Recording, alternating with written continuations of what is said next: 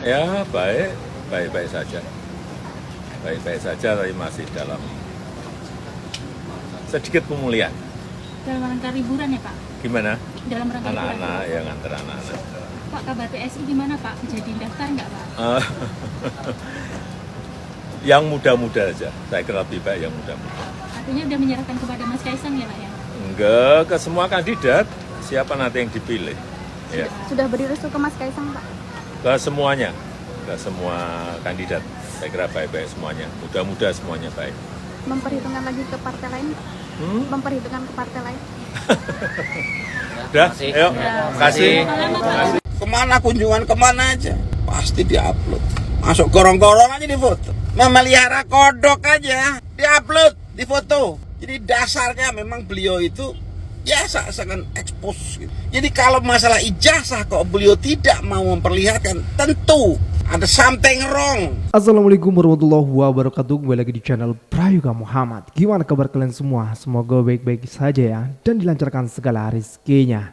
Setelah beberapa hari pengunjung yang mengunjungi rumah Pak Jokowi tidak bisa bertemu langsung dengan Pak Jokowi, dan melalui CCTV lah mereka bisa menyapa Pak Jokowi. Tapi kemarin itu ternyata Pak Jokowi sudah bisa keluar, di mana beliau keluar dengan cucunya untuk plesiran katanya. Walaupun di sini kita bisa melihat ya, wajah dari Pak Jokowi masih lebam, masih terlihat matanya yang sipit dan juga kulitnya yang terlihat agak lain. Nah, di sini kita masih menerka-nerka ya, apakah Pak Jokowi beneran plesiran atau berobat keluar kota. Dan ini pun sudah ramai juga di akun X ya. Ini ditweet oleh oposisi 6890. Termul, majikan kalian jalan-jalan sama cucu.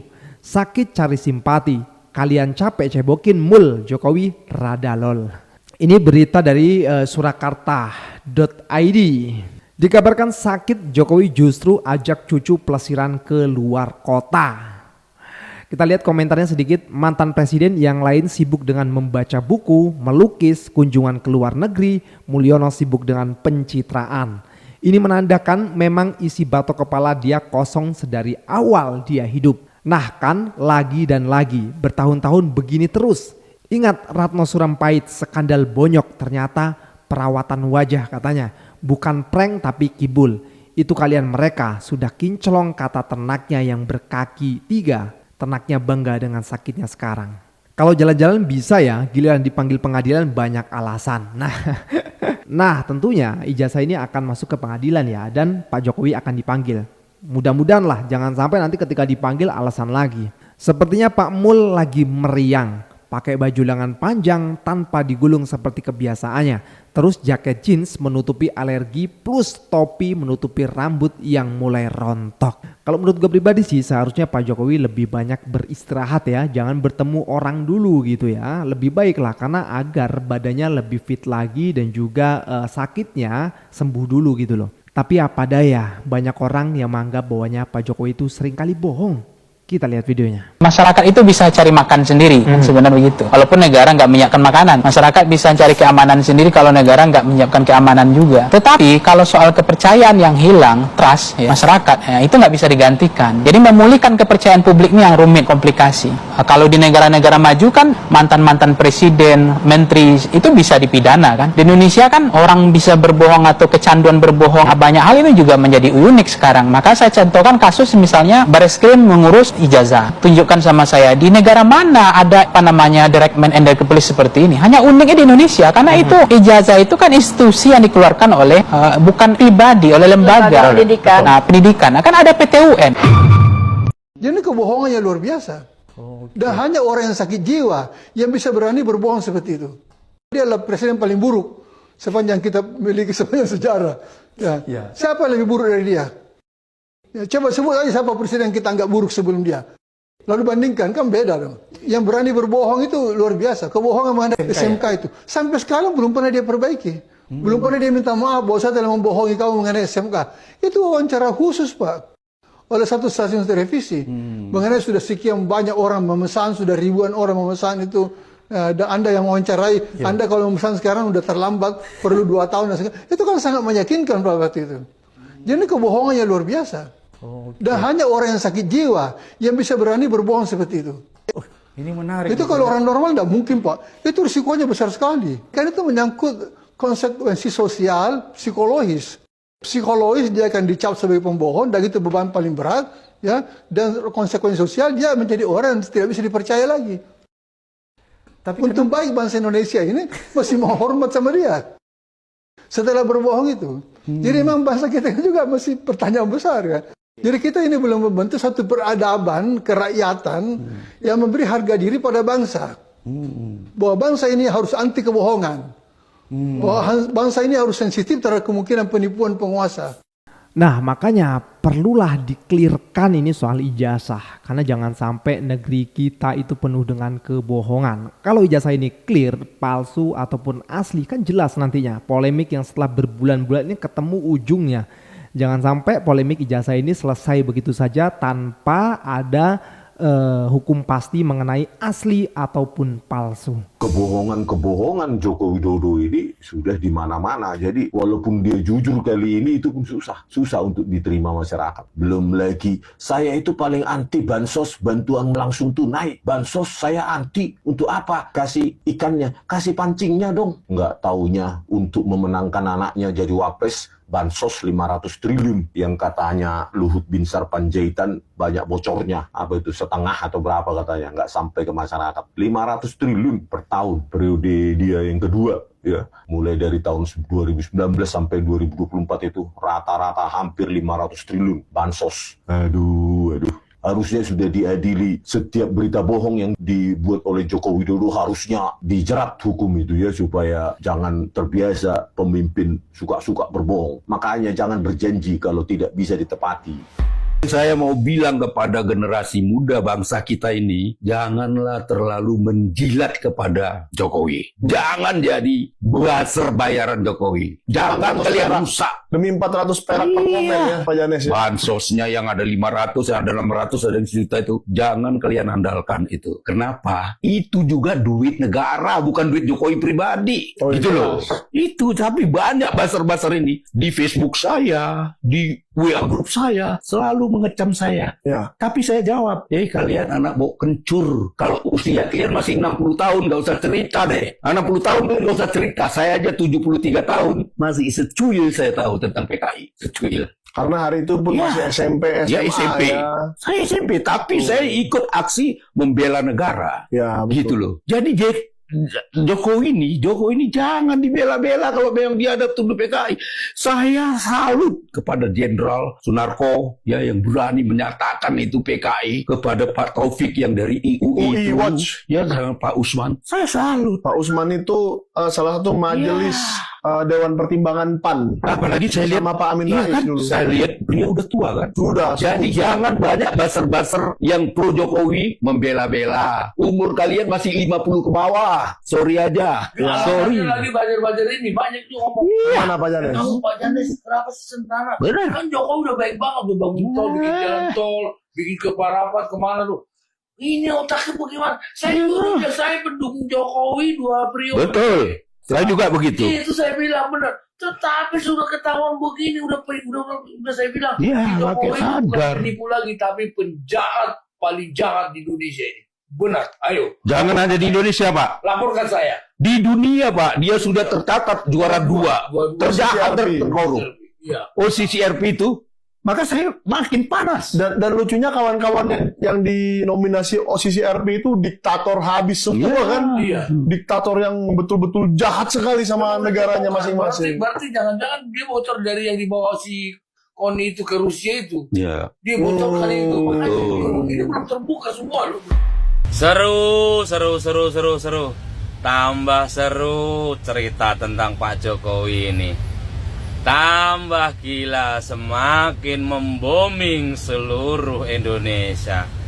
Kalau kemarin masalah polemik ijazahnya Pak Jokowi belum kelar sampai hari ini, sekarang nongol lagi ada seorang kader Partai Amanat Nasional dari Surakarta, namanya Bapak Usman Amiruddin. Usman Amiruddin, buset, Bapak gila, Bapak nggak ngerti sakit hatinya dari para relawan Pak Jokowi. Sakit hati loh Pak, Bapak mengatakan itu loh. Gila. Setajam silet mulut Bapak Usman Amiruddin mengatakan kepada Bang Rismon di dalam konten YouTube-nya di Sentana TV atau di Baliki Academy, mengatakan bahwa Bapak Jokowi adalah keturunan seorang PKI. Gimana sakit hatinya itu relawan Pak Jokowi? Woi, sakit hati, lapor dong. Kan biasanya kalau sakit hati kamu lapor, dikit-dikit lapor. Laporin dong Bang Usman, Bapak Usman, laporin biar seru, biar tambah rame. Kalau memang salah, silahkan Bapak Usman dipenjara. Tapi kalau benar Bapak Usman, silahkan sakit hati, nangis guling-guling bersama tai kambing. Dan kalau itu asli, hari ini tidak akan pertanyaan itu. Kalau dari awal itu memang Pak Jokowi itu sarjana beneran, tidak akan timbul pertanyaan. Seperti halnya kita nggak akan mempertanyakan ijazah kepada Pak JK. Kita nggak akan mungkin mempertanyakan ijazah kepada Pak Prabowo dari awal, nggak akan mungkin dah. Nggak akan mungkin, ya ngapain kita cari penyakit? Ijazahnya apa? Nggak mungkin. Atau kita mempertanyakan ijazahnya kepada siapa? Pupuan gitu.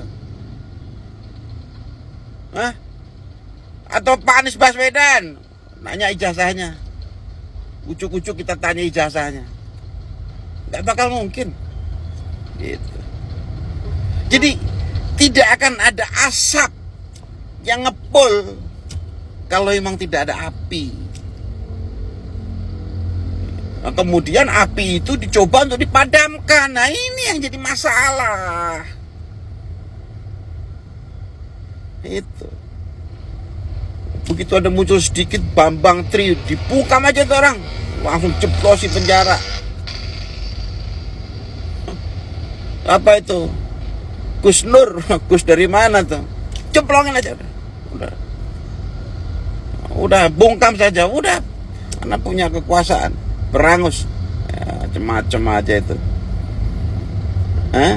Apa lagi pramuka, bakar aja. Tidak timbul yang ini itu. Tai lalat, kalau bisa dihapus nih. Dulu lagi ada fotonya sebelah situ nggak ada tai lalatnya, kok sekarang ada tai lalat, gua ada tai lalatnya. Wah, macam-macam. Pak Kasmojo ini, atau sekarang tempat KKN-nya sana semua orang disetel misalnya, suruh ngomong begini gitu. Capek tau gak? Capek kata Hakim, capek, habis energi untuk nutupin kebohongan. Dan Pak Jokowi itu tipe orang yang seneng pamer. Apa sih yang tidak difoto, yang diperlihatkan? Naik motor, ya kan? Foto di upload. Apalagi kemana kunjungan, kemana aja pasti diupload. Masuk gorong-gorong aja di foto. Nih, memelihara kodok aja diupload, di foto. Jadi dasarnya memang beliau itu biasa sangat expose gitu. Jadi kalau masalah ijazah kok beliau tidak mau memperlihatkan, tentu ada something wrong. Itu patut itu dicurigai. Jangan-jangan ada apa dengan ijazah Pak Jokowi?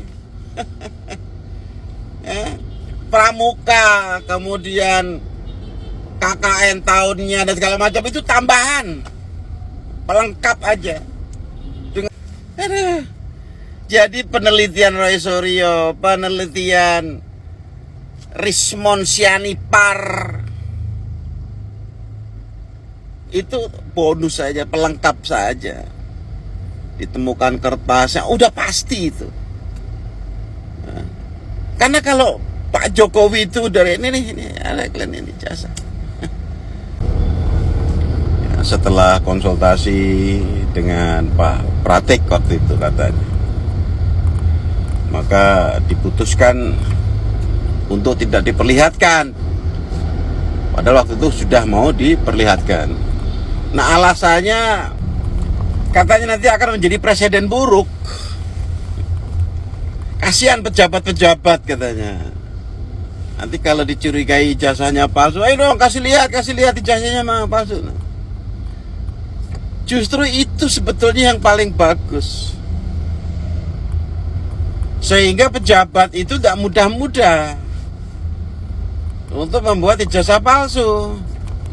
Atau yang kedua, kalau dia gagah-gagahan pakai titel S1, S2, tapi ternyata kemampuannya di bawah standar titelnya, tentu masyarakat akan mempertanyakan ijazahnya benar nggak sih itu? Oh seperti itu kemampuannya. Jadi sebetulnya alasan untuk tidak memperlihatkan karena nanti takut dijadikan presiden salah menurut saya. Sorry bos. Dan lagi pula begini loh, memperlihatkan tanda jasa, memperlihatkan sesuatu yang diperoleh dengan susah payah, itu adalah sebuah kebanggaan. Itu ditempel bracket wing itu. Kalau kita terjun payung misalnya, terjun malam, itu dapat wing, ditempel di sini karena memperolehnya itu tidak gampang. Termasuk orang memperoleh baret merah itu juga luar biasa. Itu kan bangganya ditempel. Sesuatu yang anugerah yang diberikan, yang kita peroleh dengan susah payah, itu orang cenderung untuk memamerkan gitu. Dan Pak Jokowi itu tipe orang yang senang pamer. Apa sih yang tidak difoto, yang diperlihatkan? Jadi Pak Jokowi tidak mau memperlihatkan ijazahnya ya sebetulnya itu sih hak ya. Akan tetapi kan beliau tidak boleh dong beralasan karena kalian dalam rangka apa, kapasitas apa menanyakan ijazah saya. Ya Bapak kapasitasnya apa gitu loh, kok sampai tidak mau memperlihatkan. Panjang banget gua ngomong. Udah ya. Wallahu a'lam bishawab. Allahu a'lam bishawab. Assalamualaikum warahmatullahi wabarakatuh.